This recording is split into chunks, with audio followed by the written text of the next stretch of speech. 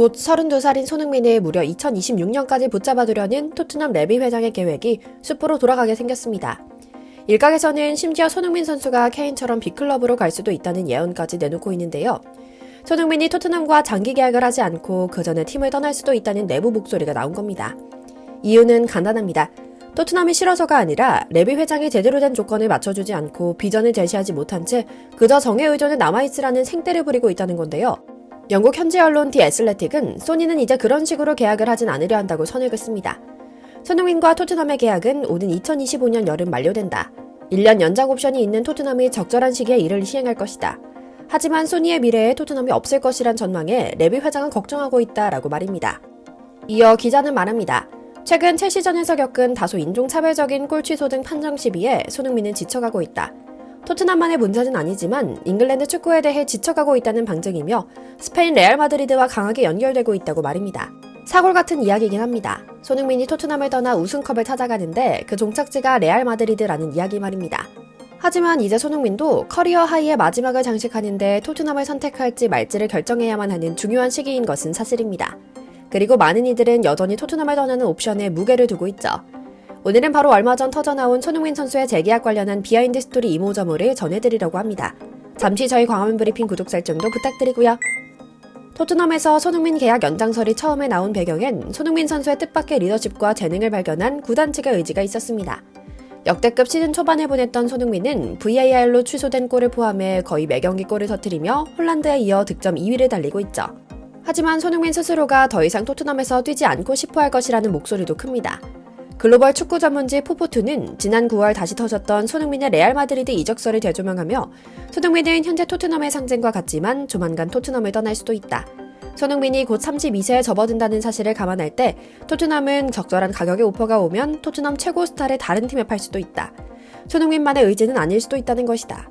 레비 회장은 팀의 주축인 선수들을 하나씩 팔았을 때의 충격파를 이용해 팀을 리빌딩하는 데 재비를 붙이기 시작한 것 같다.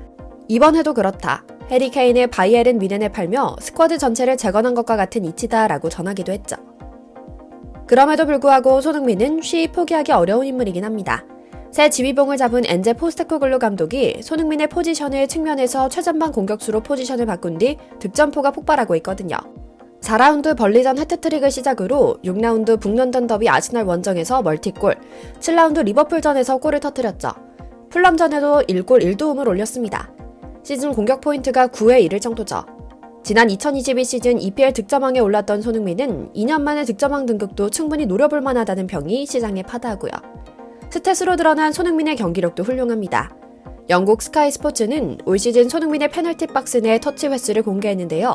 지난 8번의 시즌에 비해 박스 내 터치 수가 훨씬 많아진 점이 눈에 띕니다. 케인과 함께 뛰었던 지난 새 시즌은 8, 9%에 머물렀지만 올 시즌엔 2배가량이 뛰어서 케인이 손흥민 억제기였다는 점이 반증되기도 했죠. 그래서인지 사실 시장의 여타 이야기와 달리 토트넘은 손흥민을 잡고 싶어 안달난 상황입니다. 영국 풋볼 런던 기자는 자신의 SNS에서 손흥민에게 새로운 계약이 제안될 것으로 보인다. 이미 한 차례 수천억에 달하는 숫자가 적힌 제안서가 날아갔다고 한다라는 놀라운 속보를 터뜨립니다. 이어 그 이야기에 힘을 싣는 근거들을 말합니다. 손흥민은 토트넘 주장이다. 그것은 훌륭한 움직임이 될 것이라고 생각하며 그가 대부분의 축구 선수들이 은퇴를 준비하는 30대이긴 하지만 계약 만료 시점으로부터 최소한 1, 2년은 더 전성기처럼 뛰어줄 수 있을 것 같다는데 구단은 이의가 없다. 뿐만 아니라 어떤 유혹에도 팀에 남는다는 충성심을 보여주는 선수에 대한 구단의 예우를 자랑할 수 있는 훌륭한 광고이기도 하다. 손흥민이 어떤 선수인지, 어떤 사람인지, 또 얼마나 좋은 인간인지를 잘 보여준다라고요. 마지막으로 실리적인 이야기도 덧붙입니다.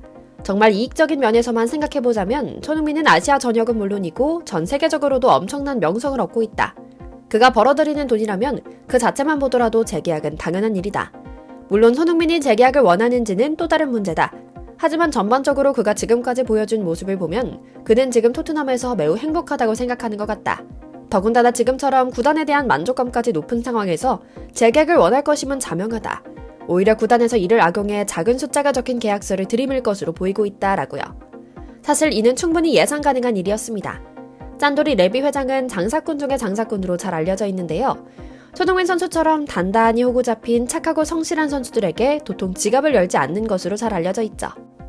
문득 돌이켜보면 손흥민이 토트넘에 처음 올 때만 해도 독일 무대에서 존재감을 드러내기 시작해 빅리그로 점프하는 단계였기 때문에 연봉이 얼마든 크게 눈길을 끄는 요소가 아니었습니다. 손 선수는 2015년 여름 이적료 3천만 유로, 우리 돈으로 약 430억 원의 독일 레버쿠젠을 떠나 토트넘 유니폼을 입었습니다. 적응기였던 데뷔 시즌을 제외하고 매번 꾸준한 활약상을 펼쳤는데요. 토트넘에 있어 이보다 좋은 흥행수표 복덩이는 없는 겁니다. 하지만 계약과 실리 차원에서는 최소한 우리 팬들에게만큼은 월드클래스 선수는 아니었습니다. 속상한 일이 너무나 많았죠. 손흥민은 지금까지 2번의 재계약을 체결했습니다. 처음 입성할 당시 5년 계약을 맺었다가 2018년 여름에 2023년 6월까지 늘렸는데요. 그러고 나서 2021년 여름엔 다시 2025년 6월까지 연장했습니다. 2025년까지 계약을 채우면 10년에 동행하게 되는 셈이죠. 그간의 루틴을 보더라도 머지않아 재계약 관련한 이야기가 나오긴 할 것 같습니다. 요즘 언론 기사들을 보면 토트넘 구단이 간을 보고 있다는 확신이 들기도 하는데요. 앞서 토트넘 내부 소식에 정통한, 다시 말해 구단이 선수들과의 협상 카드로 슬슬 말을 내보내는 나팔수 기자는 말합니다. 토트넘은 주장 손흥민과의 계약 연장 협의를 진행하고 있다. 이미 비공식적인 논의가 상당 부분 진행됐으며 지금의 계약금보다는 상회하는 수준이 될 것이다. 하지만 구단은 30대에 접어든 에이징 커브를 이유로 전폭적인 계약을 하지 않겠다는 입장이어서 손흥민이 난감해한다라고요. 참 비열하긴 한데 프로의 세계는 냉정하다 하니 우리가 기대하는 것은 우리 손 선수가 조금은 더 영리하게 협상하길 바랄 뿐이죠. 토트넘은 해리 케인 이적 사태로 한 차례 홍역을 치렀습니다. 케인의 계약은 사실 원래 내년에 종료됩니다. 케인이 재계약을 하지 않고 다이어처럼 버티겠다 하면 내년에 FA가 되기 때문에 케인을 공짜로 이적시켜야만 하는 상황이 되는 것이었습니다. 다시 말해 토트넘은 케인과 미리 재계약을 하지 않은 덫에 걸렸고 결국 내년에 공짜로 보내는 것을 막기 위해 이번 여름 이적을 시켜야만 했던 겁니다. 구단에서는 이런 사태를 미연에 방지하기 위해서라도 손흥민 재계약을 서두르겠다고 하는데요. 현지 언론들 역시 최근 입방적으로 토트넘 경영층 심기를 거스른 케인 소식에 더해 손흥민의 거취 이야기를 전하는 데 맛이 들린 듯 소식을 전하고 있습니다. 풋볼 런던은 토트넘은 케인의 상황을 되풀이하고 싶지 않는다. 더군다나 이제는 손흥민을 챙겨야 한다는 내부 목소리가 나오고 있다. 그가 어떤 선수인지 얼마나 좋은 사람인지를 잘 알고 있는 구단이 재계약을 준비하고 있는 것은 확실하다라고 전하며 이 소식을 뒷받침하기도 했죠. 이렇게 매일 왔다 갔다 바뀌는 레비 회장에 흔들어 놓기에 사실 손흥민은 질려버린 걸지도 모릅니다. 토트넘만을 위해 충성해야 하는 이유도 딱히 없고요. 손흥민은 이번 시즌 소년에서 성숙한 수컷으로 거듭났습니다. 길들여지지 않은 메디슨 같은 후배들을 거두어 사회화시키고 있고 팀 플레이어로 만드는 일을 하고 있습니다. 매일 웃는다고 웃는 게 아니라는 카리스마도 보여주고 있죠. 계약권에 대해서도 뭔가 느끼는 게 있을 것이라는 기대도 됩니다. 사실 이전까지는 저를 포함한 많은 팬들이 토트넘엔 절대 남지 마라, 패배주의가 만연한 팀이다 등등의 안타까운 이야기를 많이 했습니다. 그런데도 주장원장을 차면서 새로운 역할에 잘 적응한 모습을 보니 또 케인이라는 손흥민 억제기가 사라지자 훨훨 날아다니는 모습을 보니 손흥민이 왜 그렇게 고구마 100개 먹는 것처럼 답답하게 의리 지키겠다고 하는지 알겠더라고요. 그래도 저는 손흥민 선수가 꼭 토트넘이 아닐지라도 어떤 트로피라도 한번 들어보는 기회를 가지면 좋을 것 같다는 입장입니다. 토트넘에서라면 마치 영화처럼 멋진 스토리가 나오겠죠. 하지만 누가 알아줄까요? 잉글랜드 차별주의자들이 하려나요? 이번 첼시전을 불합리하고 답답한 경기에서의 상처 털어내고 다음 경기 준비에 힘써 다시 멋진 경기 보여주길 기원하며 오늘 영상 마치겠습니다. 저희 광화문 브리핑 구독, 좋아요도 부탁드리고요. 시청해주셔서 감사합니다.